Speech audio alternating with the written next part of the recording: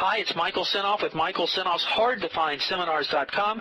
The title of this interview is called How to Pre-Sell Prospects in 30 Seconds or Less and Quit Wasting Your Time After That. Even if you think you're mulling over an important decision, research shows your subconscious has already made up your mind in the first 30 seconds.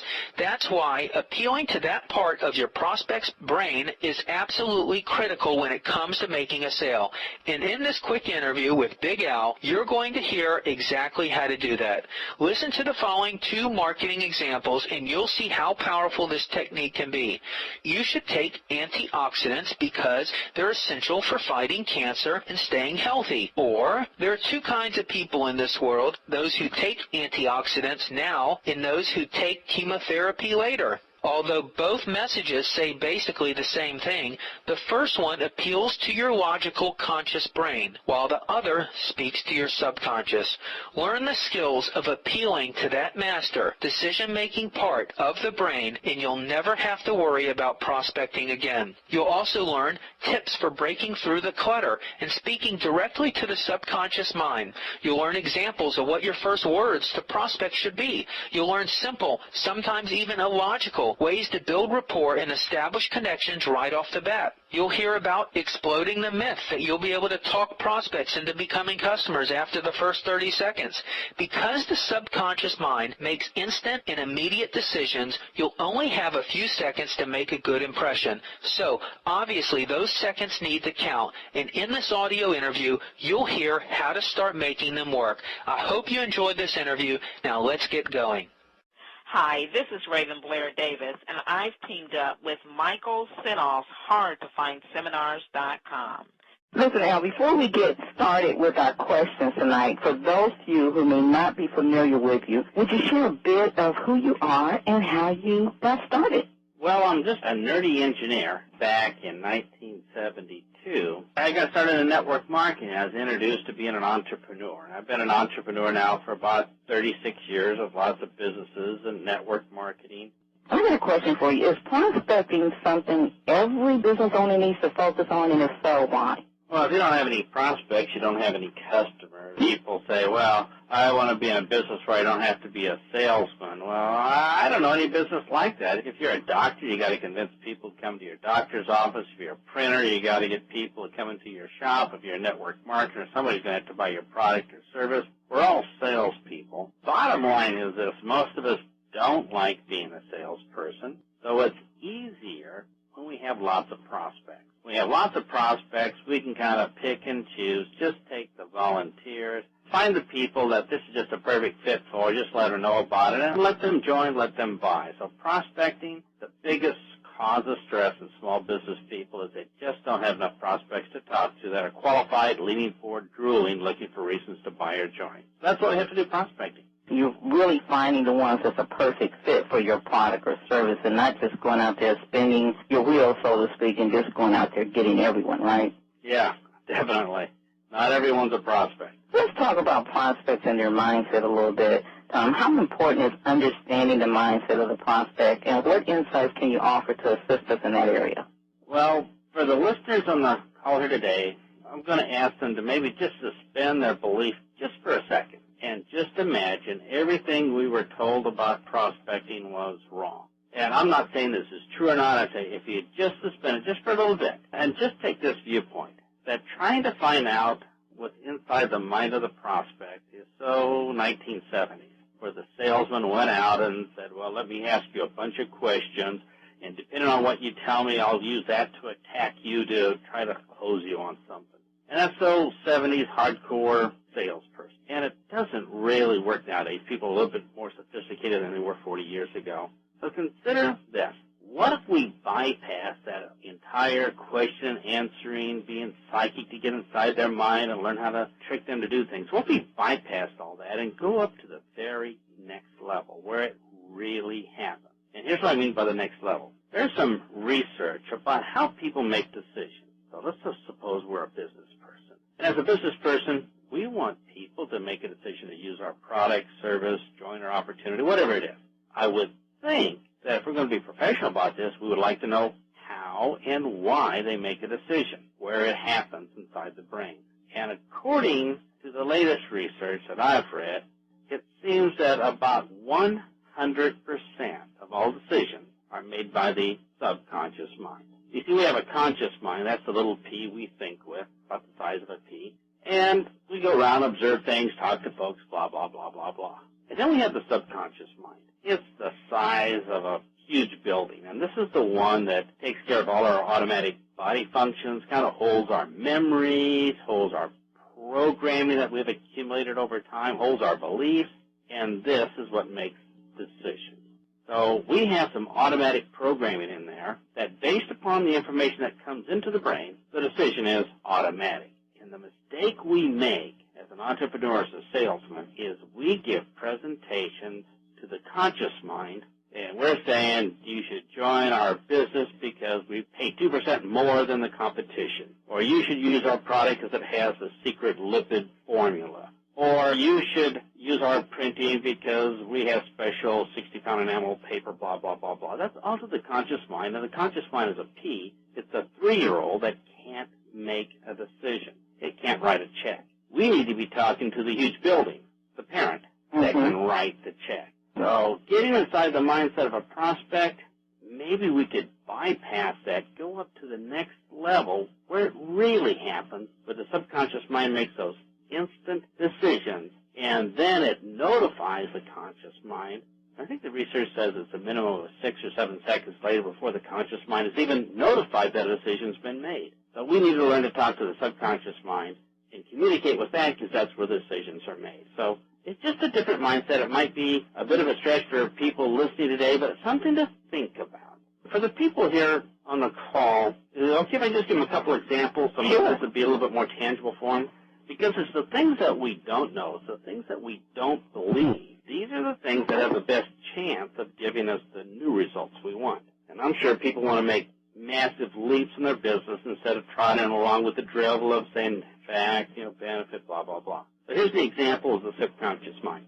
You do great work on the telephone, but maybe for the folks that are listening, they could relate to this. When a salesperson calls you, 30 seconds into the phone call, how many listeners have already made up their mind to look for reasons to buy or not to buy? And for most people, I would say about 100% of the people say after 30 seconds on the phone with the salesman, I've already made up my mind to look for reasons to buy or not.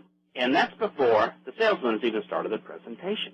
Now, is that fair? Of course that's not fair, because we haven't heard the presentation yet, but that's what happens in real life. The subconscious mind makes an instant, immediate decision of what's going to happen, and all the little drivel about a presentation and the flip chart and all that, it's all anticlimactic. And the question for the people on the call here today, if you're listening, if you make that decision within the first 30 seconds without knowing a single fact, if you make that when people call you, do you think other people make that instantaneous decision when you're talking to them to make up their mind to buy from you or not, or to join with you or not? And the answer is, of course. Absolutely.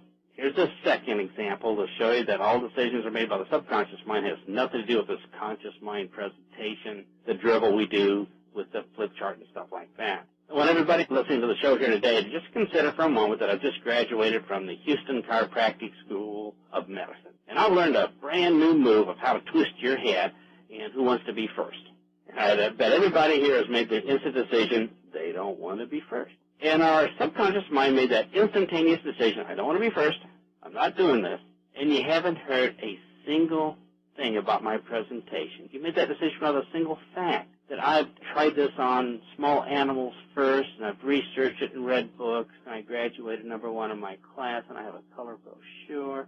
None of that even mattered. And once we realize this, then we can start making our business go in leaps and bounds instead of struggling, I call 100 people, and 10 talk to me, and 2 decide to go to presentation.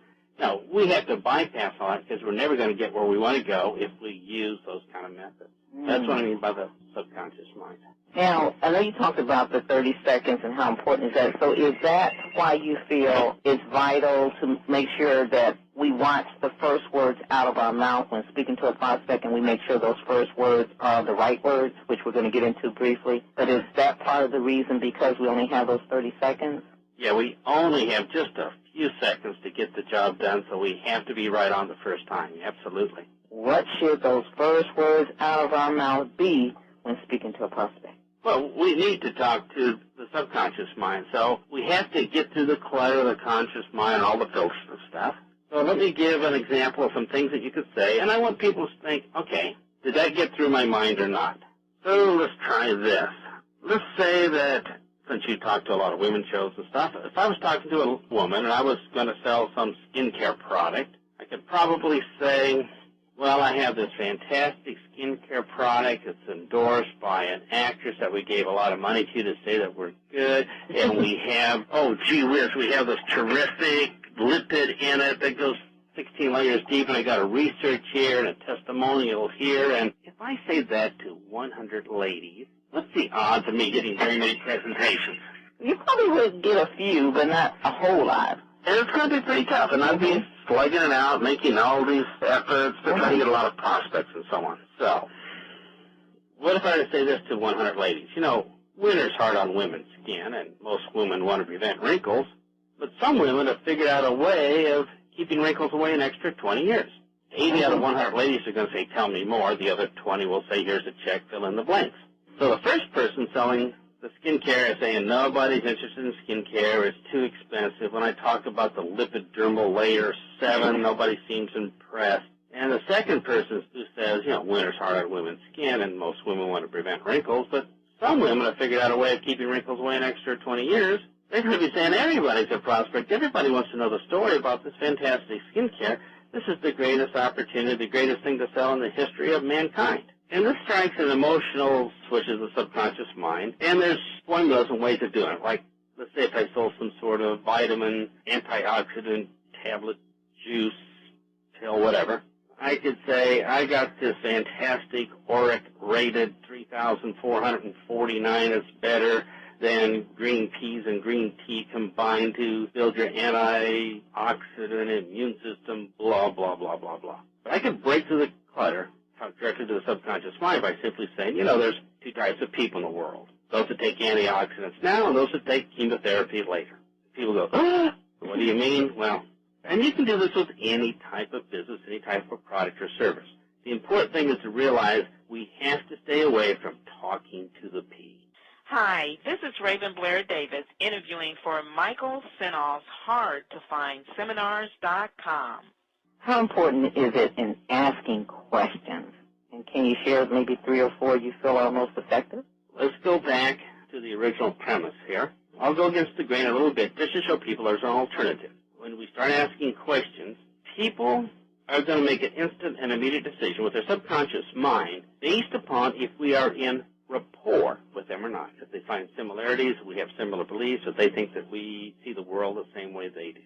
It has nothing to do with all this thing about getting inside the head of the prospect and finding their needs and fulfilling their needs. Because, quite honestly, lots of people need life insurance, but they don't buy it. Lots of us need to exercise regularly, but we don't join the health clubs. And lots of us need to eat healthy food, but I see Krispy Kreme still in business.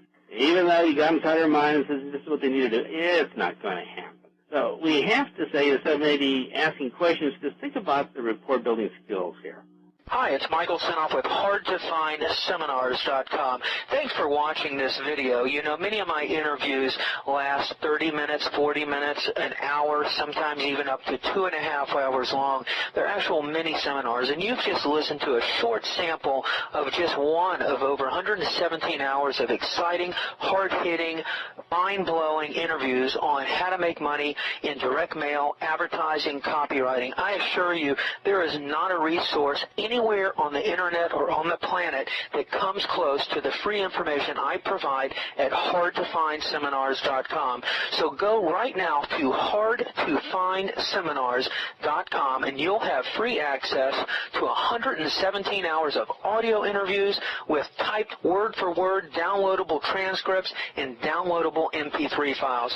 Please browse some more of the videos or go right directly to HardToFindSeminars.com. Thanks for watching.